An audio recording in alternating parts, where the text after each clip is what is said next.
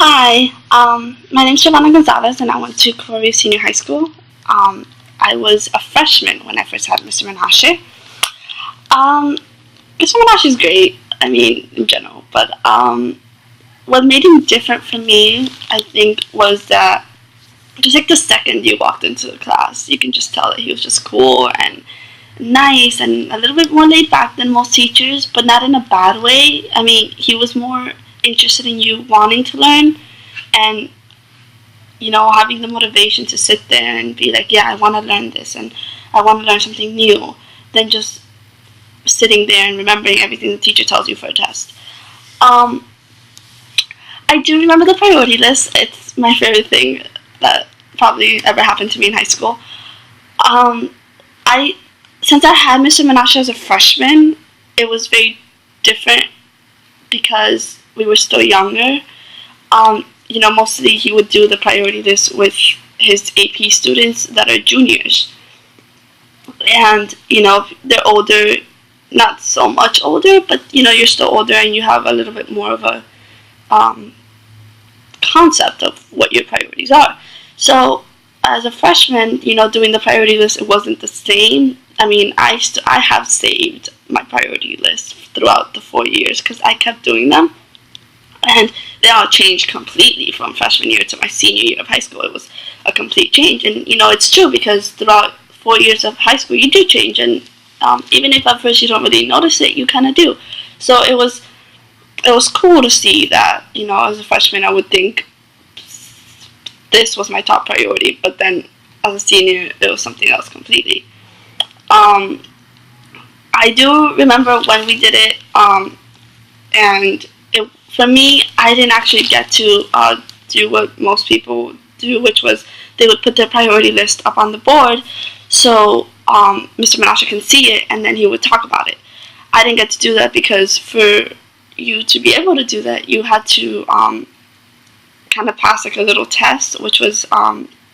Menashe would grab your priority list and he would ask you, if what's more important to you, love or education. And if on your paper you put education first, but then you answered love, then that just means that you didn't really know your priority list that well.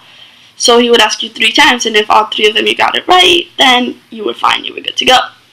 Um, I just kept messing up. So it was I never had mine right, and every time I would change it, still didn't get it right. So for me, I didn't get to do it to put it up on the board and Mr. Menashe see it till I want to say I was either a sophomore or a junior. I'm not really sure. Um, but that it was just weird. He knew what position I slept in, which is to my right side. Yeah, that was weird. Um, but yeah, so it was an interesting experience. But I always felt that it was just kind of also very fun. I mean, it's just all these words jumbled up together that at first don't really make any sense. But once you start looking at it, you're like, wow, which ones do I put on like a first? Or it's something that mind boggles you. I mean, my number one never changed. My top one, my first priority was always independence, which is funny how it never changed throughout the 4 years. Everything else after that did, but the number one was independence, and that never changed. Um, Menashe had an effect on me in certain ways, but the one that I remember the most was, which I just never leaves my mind for some reason. It was when I was a freshman in his class, and he draws like a spiral on the board, and this was kind of like a lesson for everyone.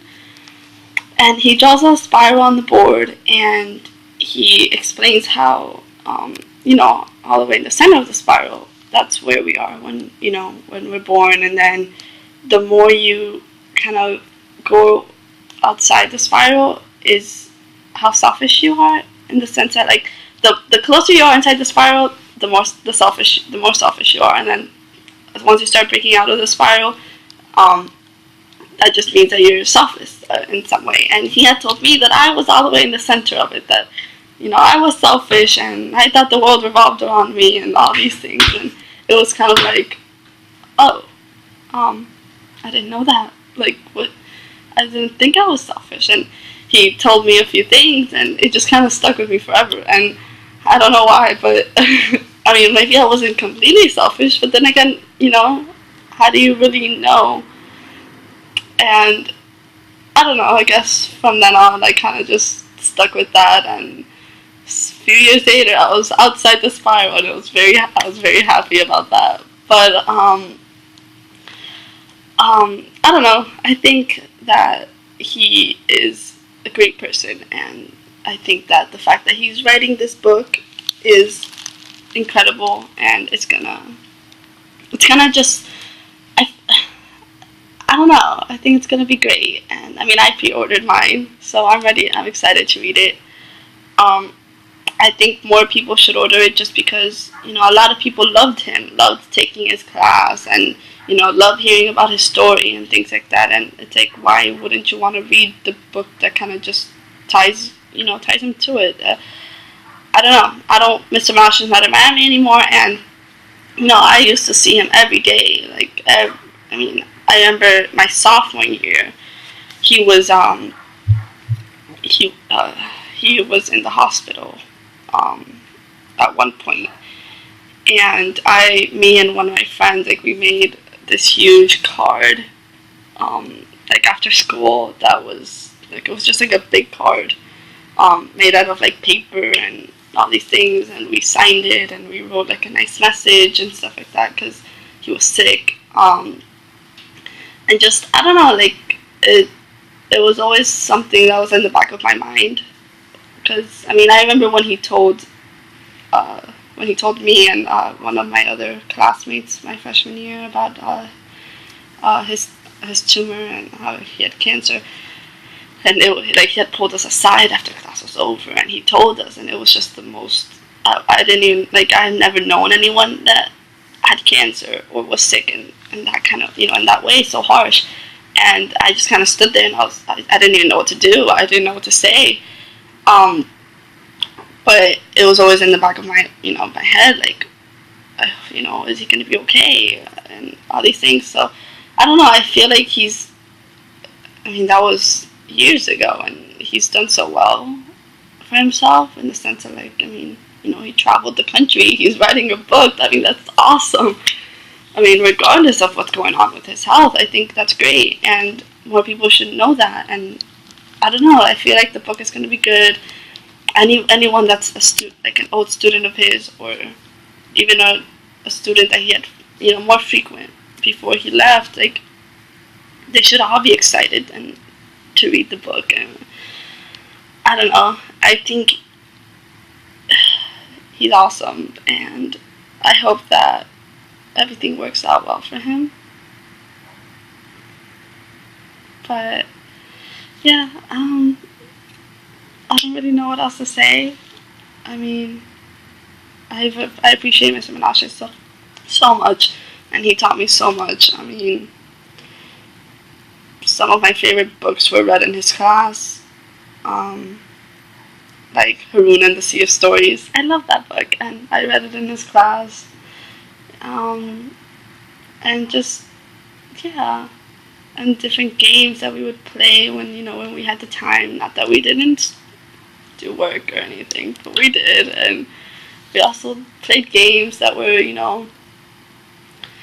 like the paperclip game, but yeah, he always beat us. It was like a weird thing, but he always beat anyone that was playing against him. Yeah, and I don't know, it was just a fun time to be in his classroom.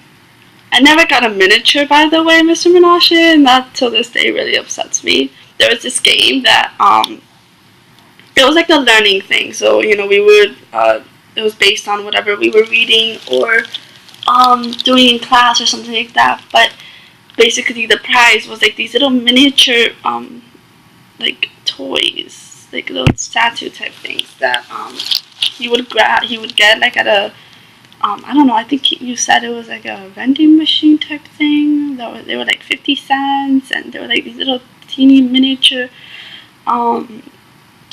people that were all different in their own way. Like, and you would win one of those, and I never won one, and it was so upsetting because I always wanted one. But yeah, and then there was the duck game, the duckling one with the all the little ducks. There was just a lot of things, and like things like that that like were fun and different were just what made you kind of just want to be there. I mean, it's like you knew you were going to be studying for a test, but you were going to be doing it a different way, not just sitting there memorizing. So that's what made it fun. Um,